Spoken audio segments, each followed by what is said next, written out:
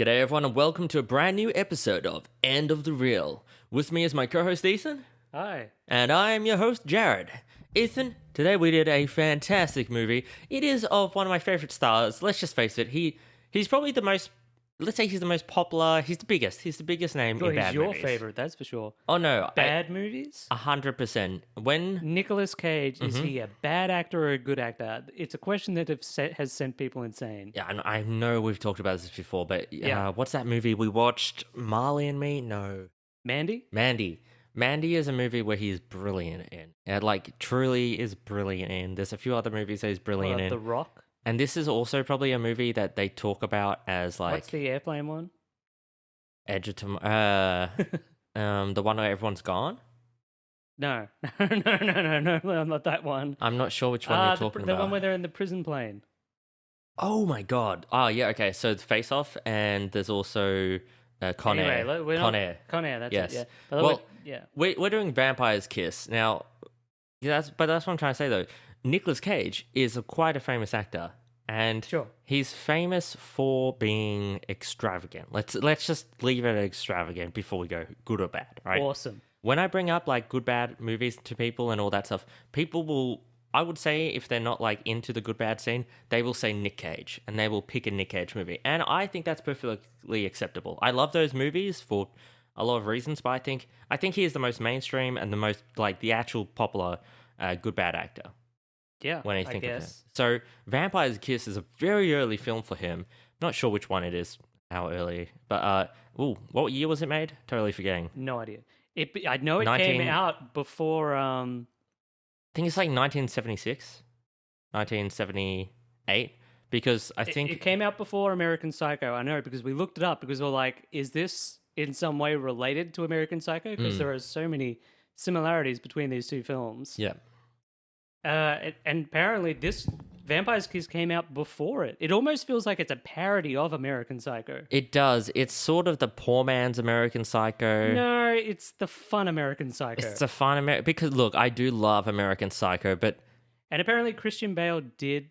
this is just going off IMDb trivia. Christian Bale did like base his performance off Nicolas Cage's character in this. And there are a few interviews with the writer of American Psycho, because the movie came out I think 10 years or something later, but the book only came out like 2 years later after this movie. And people have asked the writer, and the writer... Because there are similarities. Like there's Oh, the yeah. whole thing where it's this businessman who's like very into pretense, and he's like falling apart mentally. Is it real? Is it fake? Well, it's Is that he whole killing thing. people? Yeah, it's that whole thing of being in New York and trying to like live the New York life of being the man, being the businessman, the biggest Yeah. businessman, and like having power and control. But that's the biggest thing that I saw with this one. So American Psycho feels like almost like the glorified look of that. And I know it is meant to be the crazy guy like living that life of he's the perfect businessman and all that sort of jazz, but this film, like, I see a lot of people then today be like, they use American Psycho quotes, or they're like, yes, I'm like Patrick Bateman. I know that's fucking weird because he's not a good person, okay? But what I'm saying is, whenever I see someone doing that, I actually just think, no, they're the American Psycho version, which is just some middle manager guy who thinks he's top shit, but is kind of just falling apart. Like, I guess the difference would be American Psycho is told almost entirely from his perspective, so we don't know what's happening around him, whether it's real or not, whether it's just how he perceives things. Whereas with Vampire's Kiss, you're like, a lot of it is told from his perspective, and you see like vampires and stuff, and then it'll go back and be like, oh no, he's just a crazy man running through the streets. I guess the difference is too that in American Psycho, he's looking at his other self or himself as like the loser character. Like the loser character, he's such a fucking loser, that guy. That's like him, and whoops. Anyway, spoilers. All that stuff like that happens in the book and the movie. While in American Psycho, in Vampire's Kiss, he's not got a broken character. Like he still he breaks with thinking he's a vampire, but he's always thinking he's the same person. Like his reality that he sees is different, but he doesn't think like he's different people. Okay. Yeah. I haven't read the book for That's movie like that itself. big, you know. Anyway, let's talk about Vampire's Kiss. Vampire's Kiss. Hell of a movie. It's probably also one of the movies that got him most meme famous. Meme famous. And apparently, it is his favorite film as well. Favorite film. Yeah, and he pulls out all the stops. Like it is non-stop. Nicolas Cage amazing acting. It At one really point, is. he actually eats a cockroach. Yeah. It's gross. And you said 3 takes for that. Yeah. So is that the same I don't cockroach? think that's 3 cockroaches. It might just be the same one, but he was like, couldn't do it. Ew. So Leonardo got an Oscar for like eating a fish. Where's Nicolas Cage's for eating a cockroach, which I think would be a lot harder. No, because do you remember that who else also tried to do that? Who? Jared Leto in the Suicide Squad. Did he eat a cockroach? He came to set and was like, no, he was like eating raw meat, and he was Ugh. like, oh, look at me, I'm eating raw meat, I'm disgusting. Well, that's a lifestyle choice. Yeah. acting. And it, like, I don't look. Why are we criticizing the method Anyway. actors? Let's just let them be. But he's quite famous for some memes in this movie. You don't say. It's a older meme out there on the net for you young folks out there, and it's Nicolas Cage. Yeah, I don't care about memes. Well, my point is though, that this movie is actually quite influential online, even if you don't know it. So Yeah. let's go into Vampire's Kiss. Nicolas Cage plays, I think his name is Peter Lowe, and he is this pretentious New York guy who's like desperately trying to be like more than he is. One of the first things that you'll notice when you're watching it is that he's got this crazy accent. It's sort of, it's hard to describe. Elva, why don't you do that? It's like- I don't know. It's like Keanu Reeves was trying to put on like a really educated British Yeah, accent. that's the big. Yeah, it's slight got British. It's got that California surfer thing, but with like trying to pretend to be British the whole time. Yeah, And the whole thing is like, oh, he is putting on a voice. Like this is what his character thinks sounds posh. He's trying to sound like more than he is. Like when he's describing his job to women, he's like, because he starts by dating different women. He introduces himself by saying, oh, he works in literature, like he's a writer or something. And then you find out, oh, he's just like runs the accounts at a publishing warehouse sort of thing. yeah, but that's why I love his character so much more, because it really work is in literature. literature. Yeah. It really is what a lot of people like. A lot of people, when you see them and they're like, yeah, I'm like the American Psycho character. I'm like, I'm so successful. I hustle every day. I work out, and Yeah, and it's then you like, see he's no, like, actually- you're fucking Paul from Vampire's Kiss. Yeah. You're a loser. He's got kind of a dumpy apartment, which has some sort of bat problem. He's got, an okay-ish office and is maybe It's like just- 2 people working under him. It's all the fake shit in his life. He's all fake. That's Yeah. everything. He's just like, oh, yes. He goes to a psychologist and he's like, my life, blah, blah, because he's got no friends. He doesn't have any friends in this movie. Yeah, oh, he's kind of pally with some of his co-workers. Yeah, but all the co-workers are dicks. Yeah, there's some really weird sexual harassment stuff that happens in this movie. That was It's kind good. of eye-opening. It's like watching Mad Men and you're like, oh, did stuff like that really happen? But yeah. So we start off and I think he's coming from a club. Or is he at... No. He's at the psychiatrist who he goes to a few times, and I'm not sure if she's real. I think she might be real, but he isn't always there when he's talking to her. No, that's correct. Yeah, and he picked up this girl and he really liked her, but then after they went back to his place, a bat attacked him. Yeah. There's a lot of weird stuff happening in the background in these films. It kind of reminded me of like Twin Peaks, where there's like weird stuff happening in the background. So it's like as they're trying to get into his apartment, there's just this kid watching them, and you keep watching it from his perspective and stuff. That stuff's great, though. That's good. Yeah, there's a whole bit where he's running in and out of his apartment. And there's like a 2-hour gap between, and the whole time there are these 2 mimes outside of his apartment just doing the same routine over and over again. Yeah, the mimes show up a few times, actually. Yeah, it's really cool. I mean, I don't quite know what they do. They're just mimes They're just in New York. mimes. That's what they do. Maybe They're that's the miming. New Yorkian thing. Yeah. But yeah, so what happens is he brings the girl back, but then a bat comes in and he's like, oh, get out. And he's fighting. He does make some weird noises, actually, fighting the bat. He's wonderful in this. So that wasn't just crazy noises from me. That was Nic Cage. He gets the bat out and he's telling the psychiatrist that it's like, oh yeah, I was like really aroused by the bat. And he was like, yes, it was very aroused and excited. Oh, And she's like, yeah. "Well, you were just in the modest of having sex." He's like, "Yes, but there's more." It was. And it's like, "You were aroused by the bat," and he's like, "Ugh."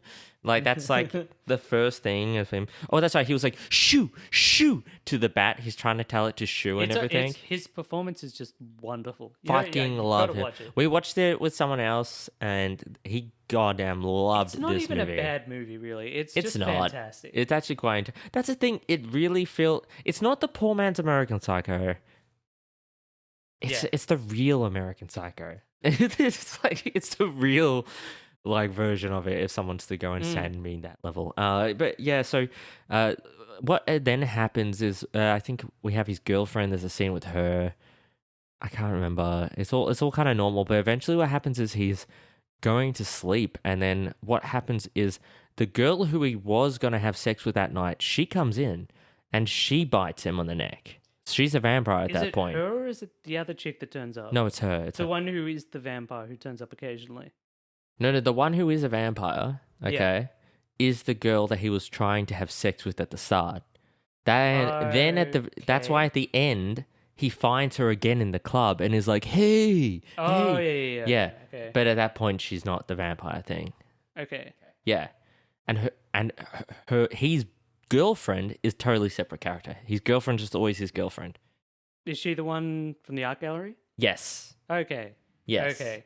Yes. Okay. Girlfriend's got shorter hair. Vampire / not vampire has long hair. Okay. Yeah. Right. Got it? Yes. Well, this is a Sweet. confusing movie because it's Yeah, it is a little it's good. confusing. Yeah. So he ends up going back to work, and that's where we meet Alva. Oh wait, he had his blood sucked. I just have his blood was sucked. Yeah. He gets his blood sucked by something. By the vampire again. It's not really that important because I'm not sure if it's actually happening or not. He goes into work and we meet Alva, his long-suffering Oh, poor Alva. assistant. She works under him, and he wants her to go and find Some file a contract. Yeah. And it's the contract to this writer's first book because he wants to frame it. At So first, it's not that important. bad. This isn't that bad at first. It's kind of a normal request. But you start to see what it is that drives him over the edge, and it's the contract should have been filed in the proper place, and it wasn't, and he couldn't find it. And he keeps harping back to this the entire way through the film. The fact that the contract isn't in the right place. Yeah, you just put it in alphabetical. You put it in If the contract file. is there, why isn't it filed properly? You know, it's in alphabetical order. A, B, Well, is that C. where we get that scene? Is that right after that? No, we don't get that yet. Okay. There's a few other things. I think there's a scene where he starts going more weird. So, at this point, he's like, "Alva, can you find the contract?" And she's like, "Oh, yes, sure." And then there's like, Not too scary. I yet. think then he goes to the art gallery. So he goes to the art gallery with his girlfriend, and he's looking around. And he's not that interested at this point, and he's like, he just ditches her. just fucking gets in a car and leaves, and she's mad at him, and he's like, "Ugh." I think that's when he's sort of feeling the vampire. That's when he's starting to turn into a vampire, or at least in his head. Yeah, just no. I just have quotes in my book. I don't have context. Why have you done that? Yeah, well, fuck you too, sister. I don't know what that's do. I can't remember. I was drunk, high, and horny. Fucking greasehole. There's so many just amazing scenes. It's because he attacks people in the street. Just randomly and in the shit. street, he'll start yelling at people and stuff. Yeah, It's fantastic. It'll be when he's trying to get stuff. Fuck, man, I need to rewatch this movie. I should have rewatched it before we did this again. Oh no. Just stick to the main bits. There's so much to talk about. Well, That's it's the thing. mainly him going back to his. Then he goes back to work and everything, and he's like, "Elva, did you manage to find it?" And she's like, "Oh no, sir. I've been so busy, I haven't looked." And he's like, "Elva, you got to look for it." And she's like, "Okay, Elva, I want you to look for it." File, Alpha. Yeah. And then there's a few other. He starts to become. He's really obsessed with the file, and he starts to really bite I into. think then he Alpha. goes. I think then he goes to a psychologist. Yeah, and well, does- it happens a few times. Yeah. But gradually with Alva, it just builds with the contract, and eventually she is so scared of him that she actually runs into the women's toilet to avoid him, and he chases her into it. Oh, that's so good. And he's shaking her and stuff. That's actually before. Well, You missed the meme scene. I'm not going in order. You because there's missed just the so meme much. scene. No, but that's in the meme scene.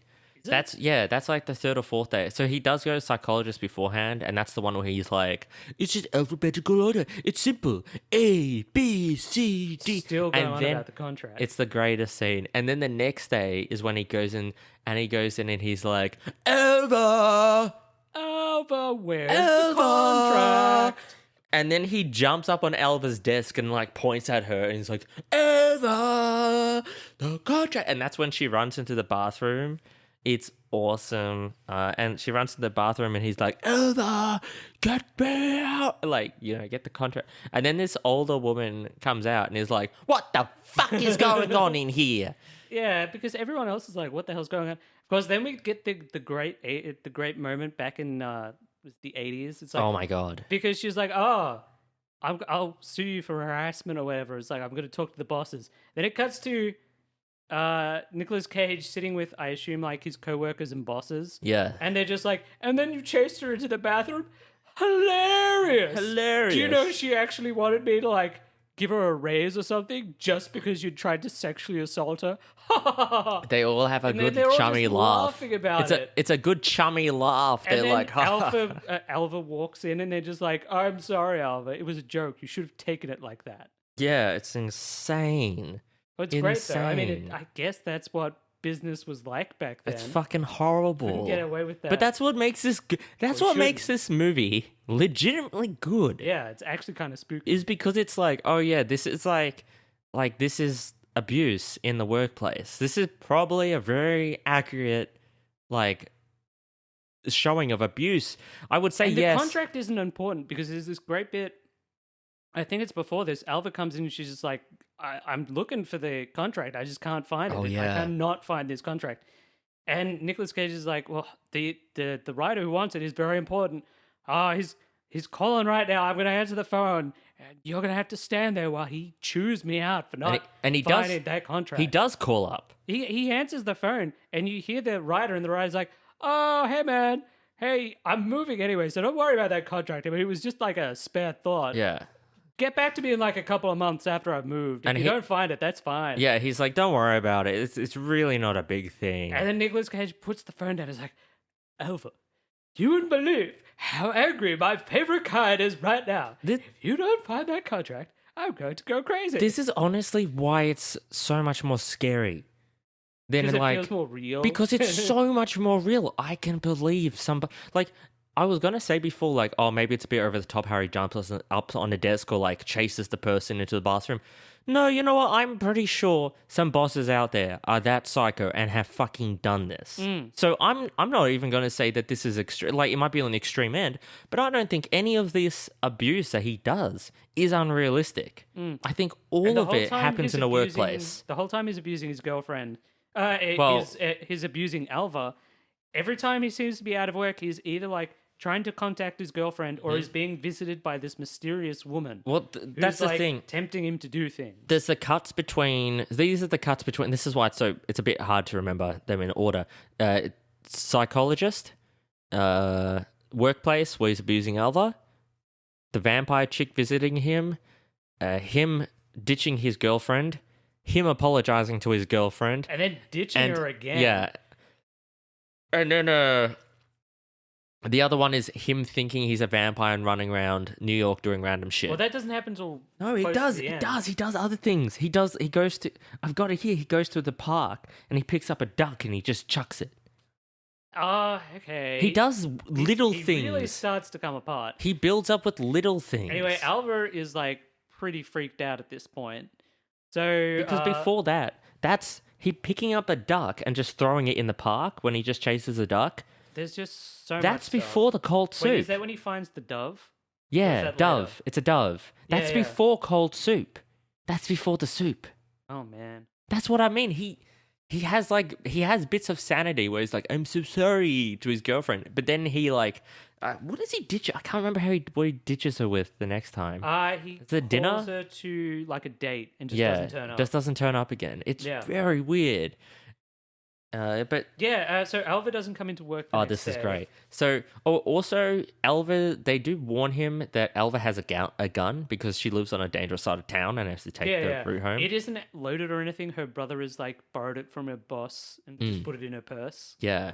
But anyway, so Alva is sick, and that's where we go to her home, and the mum's like, "You should be happy. You should go to work." She's got a very supporting mother. Yeah. I don't care if he's got a vampire who's going to kill you. You'll go to work and you'll be happy about Be it. happy about work. Yeah. But anyway, she's like not there, and then he goes into work, and he's like, "Alva, where's Alva?" And they're like, "Oh, she's sick," and he's like, "Oh, she's sick, is she?" So Totally believe that. yeah, so he fucking gets a cab all the way to her house, right? Makes a big point out of it. Brings like a little bag of soup. It's really gross. It's like soup mix that is taken out of like a ramen bag or something. Yeah. I don't know what it is. Well, also, I did forget, he does do a few things where he does this like really fucked up thing where he'll be like, he'll kind of like invite her into the room and be like, "No, it's okay. It's all, you know what? I don't expect you to, but I want you to fucking," like he's done that before a little bit. I think there's a bit where it's like, Alva, do you know why I've got you doing this?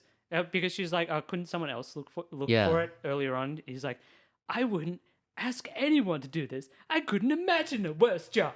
It's like, no one here is as low on the totem pole as you are. Oh my God. But he goes to her house and he's like, "Oh, come on, Alva. Let's call a truce. Look, He taps on the I got door. you a little baggie of soup. He goes, "Soup." I took a soup. $20 taxi here, Alva." Dude, the soup, I wrote that down. It's like, he's like, "Soup, I brought soup." And he's like, "I'm sorry." And he's like, "Come on, let's go back to work and I'll make it all up to you." And the whole time I'm just going, don't get in the taxi, Alva. Don't get in the taxi. Yeah. But of course she gets in the taxi. And the minute they start to drive away, he just goes, she's going, "Oh, so I don't have to worry about the contract?" He's like, "Well, of course you have to worry about the contract, Alva." Yeah, so she is now trapped in this cab with this guy. That's when she realizes this is not good. You don't want to be trapped in a cab with the crazy motherfucker. Right? So she manages to convince him to let her off at her brother's workplace. Yeah. Where she basically escapes. I don't think she gets back in the cab. does she? No, I think she does escape technically. And she goes asking for bullets, and he's like, "There's no bullets. We don't have bullets. We just scare them off with the gun." Yeah, they only have blanks. He only has blanks for the gun, which lead into Nicolas Cage going completely crazy at the end of the film. So I think then they go to work, and he does a lot of. Also, we missed a great scene where he's yelling, "Too late! It's too late!" Okay. Anyway, so we're. Oh, that's right. No, that's later when she finds the contract. No, but it's not. Yeah. It's Not. so much.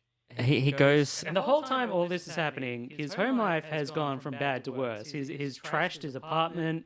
He's turned his couch upside down and is using it as like a makeshift. Well, coffin. no, he goes insane from this day. Like, this day is the one she goes to work with him, and this is when he goes fucking insane. Yeah.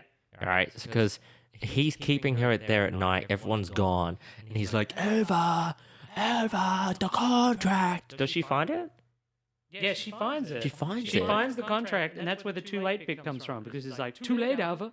It's too late." And then he chases her into a He chases her storage around room. the building, and I think he chases her down to the basement. Yeah, basement. Yeah. Which is where she finally pulls the gun out on him, and He's like, "Shoot me! Shoot I think he me!" wants her to kill him. Yeah. And of course, she's only got blanks, so she fires it, and nothing happens. And he's like, "I can't die." He really thinks he's a vampire at this point. Yeah. So of course it's like, oh yeah, here it is. It's confirmed he is a vampire. So I think he pulls her down the ground, and then I think he tries to bite her neck.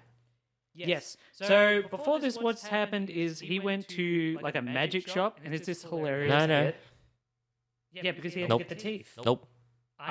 Nope. Doesn't have teeth at this point. You sure? 100%. I Mhm. don't. Okay. 100%. Then what was he biting her with? It's just his mouth. Okay.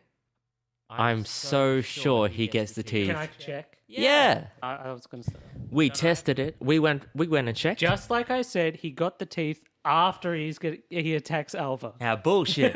Anyway, so he attacks Alva, and he actually does have another scene where he pulls out a gun. Pulls out her gun, sorry. Yeah, he gets her gun off the ground, I think. Yeah, puts it in his mouth, shoots it, and he's like, "Ah, because he's like, oh, I'm a vampire. Because it's another blank and he doesn't get hurt. So now we get some of the best scenes from Nic Cage. I know, right? This whole movie. From now on, it's completely off the wall because he 100% believes he's a vampire. But how great is this that in this movie we've been able to say, and now we get good scenes from Nic Cage. I think the thing is, the whole way through, he's always got his TV playing, and I think it's always a different vampire movie.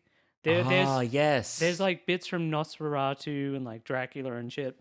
And from now on, he basically starts mimicking the different vampires he's seen. But how about when after he's like tried to do the Elva bit, he's crying, but the way he cries, he doesn't cry like a normal human being. He goes, boo-hoo, boo-hoo. Just huge heaving sobs. It's fucking great. He also runs around New York yelling, I'm a vampire, I'm a vampire, I'm a vampire. There are so many. This is when he gets a dove. He captures a pigeon. Yeah, and he eats it. He takes it back to his place and he eats it. Yuck. And this is where he has like the only thing that's the problem with being a vampire is he doesn't have the vampire teeth, even though he's a vampire. Yeah. So he goes to the local magic shop. Yeah. And there's this hilarious bit because this whole thing's a comedy. There's this hilarious bit. He goes to buy the vampire teeth, and the guy's like, "Well, these are the best ones. It's a fiberglass. Yeah. Like you got to be careful with these because they're actually sharp." And he picks them up. He's like, "How much are they? $80." He's like, "Oh, That's only okay." $20. Oh yeah, it's like $50 or $20, whatever." And he's like, Yeah. "Oh, okay. If you got anything cheaper?" Yeah. It's like, "Oh, there's these $2 joke rubber ones, but you couldn't do anything with them." And he gets him, he puts him in, he's like, perfect. That's when he picks up the bird and he kills it, and he's just running around and he's biting. He bites at us. He goes at us. I'm a vampire. Oh. He hides some light under his, and then Elva in the meantime goes home, and his brother's like, "What's wrong with you?" And he gets really pissed off. Nicolas Cage gets visited again by the vampire chick. Yeah. This is when he decides to hit up the clubs as a vampire, and he's like.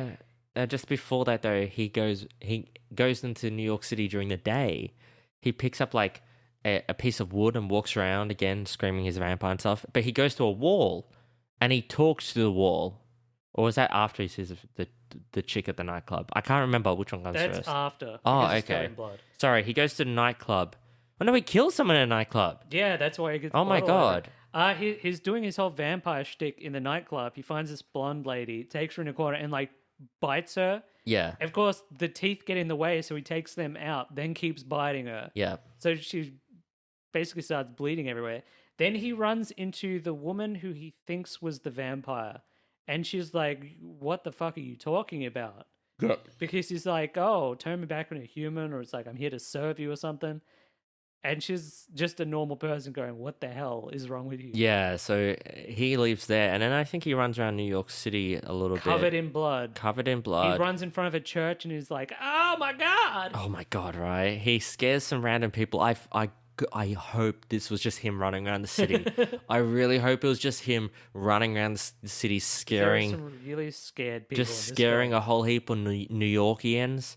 And they're just like, I thought I'd seen everything in New York. Yeah. And he also he picks up just a stick and just drags it with him, but he goes to a wall of a tall building eventually. Yeah, this is where he has his last meeting with the psychologist. Well, last meeting. Yeah. You know, he's talking to the psychologist in his thing, and he's like, "I'm all fine now. It was just a phase." Or what was it? It was like, I don't know. He's saying it's all good. Everything's fine. You know, he's happy.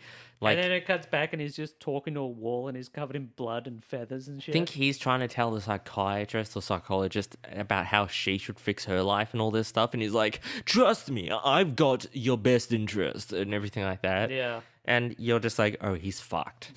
He's fucked. And he goes back home, and then that's the thing too. He's brought his stick with him, his broken piece of wood with him. I think he wants to kill himself. Yeah. So he's got a stake because he's a vampire.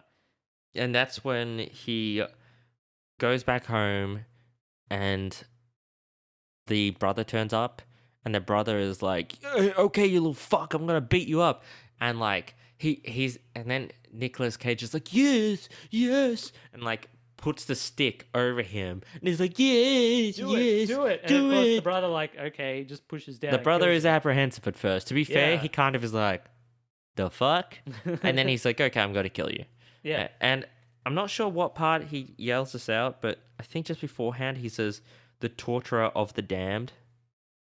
Yeah, I think he's like he yells yelling stuff out like lot of that. Stuff. And there's a lot of wailing, just yelling, the torture of the damned. It's just, I think that's just in the city. It's Sorry. just such a wonderful film. So yeah, the brother eventually kills him. Yeah. And that's the end of Vampire's Kiss. Vampire's Kiss. I honestly think it's one of the best Nicolas Cage movies out there. Yeah. Hands down. It's brilliant. It's some of his best acting. Mm-hmm. The movie is actually pretty good. Like, it's a dark comedy sort of thing. That's the thing. It explores the relationship, the dynamic of working in a hostile environment. Okay. You know, I think it really does quite a good job of showing these environments and like how fucked up some people can be, and when you're stuck in it and there's nowhere to go, and then people don't trust you and all that stuff. I think it's actually quite a deep movie. Into a vampire. Yeah, but he's not. He's just fucking psycho who's broken, which. Yeah. Such a good movie. There are just so many great moments in this film. There's so many moments of him doing things that you're like, what a dick. Like the poor girlfriend is just constantly getting stood up. Constantly getting stood up. Why she tries him again. His best performance, or my favorite performance of his. Yeah. Oh yeah, it's good. It's a good film. Ethan, would you suggest Vampire's Kiss? I would, wholeheartedly. You would suggest, I also would wholeheartedly suggest Vampire's Kiss to people who enjoy good bad movies, to people who enjoy Nic Cage movies, to people who enjoy American Psycho. Yeah. You know? I think they would actually get something out of a it. good companion piece to American Psycho. It really is. It's a more gritty, realistic, ugly look of American Psycho. It's an interesting film. I do like the author when I think she was asked about it. She was asked about the film because it didn't do too well. The author of Vampire's Kiss. The author of Vampire's Kiss? Yes, it's from a book. And I think she said it was either a book or a screenplay. And she said it's a mediocre movie from a mediocre book. And I really enjoyed that person's response to her own artwork. So it's mediocre, and it turned into a mediocre film. I think it's better than mediocre. Yeah. I just think it's such a funny, like, it's not someone being like, it's a great thing. It wasn't. It's like mediocre. Okay, all right. Fair enough. So that's Vampire's Kiss, folks. Thank you for listening. If you could you please like this podcast, and subscribe. I am too used to YouTube. Anyway, please pass around this podcast to everyone you can. Nic Cage fans, come at us. We will be doing more Nic Cage films because they're goddamn brilliant.